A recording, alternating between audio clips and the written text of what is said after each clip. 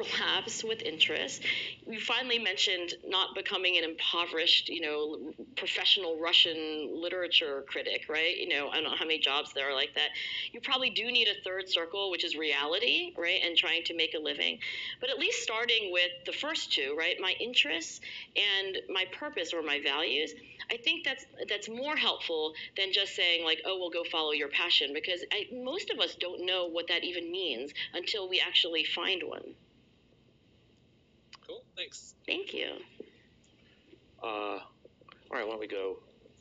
Okay, great. I certainly enjoyed the topic and the presentation. Clearly, grit has a lot of value, both in professional life and personal life.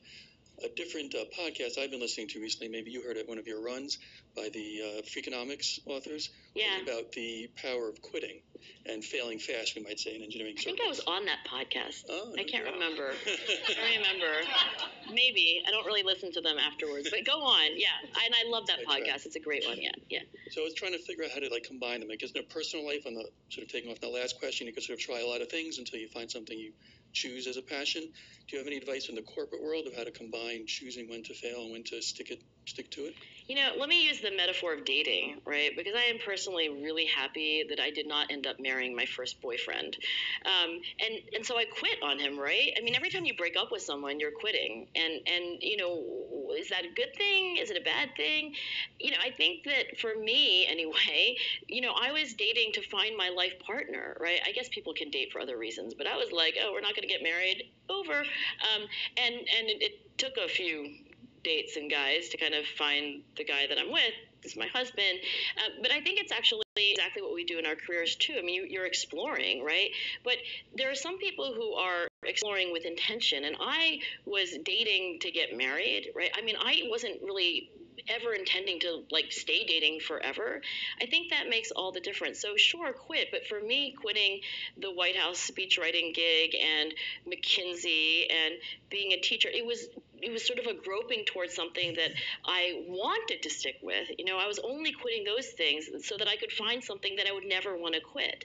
And when I was 32, finally, after much exploration, I figured that out, and it was to have the career I have. But it's not a predictable, efficient process.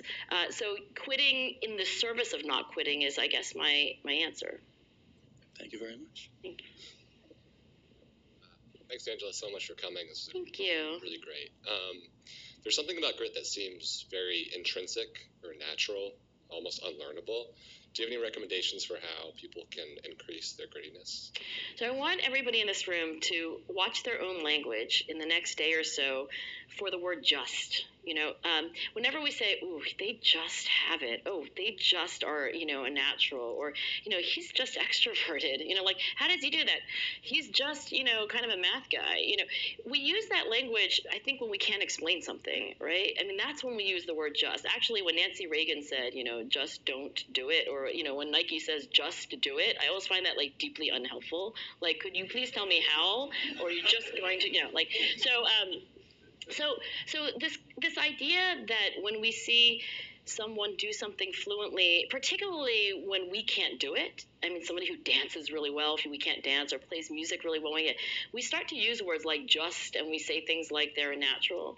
And I was actually giving a talk, it was the pre-book tour, right? Today's the first day of book tour, but, I gave a talk, and I give talks all the time. Sure, you do too. And, you get practice, you get feedback, you make these little refinements, tiny little ones, like, ooh, that fourth slide, I totally have to change the background color. I mean, it's really that trivial.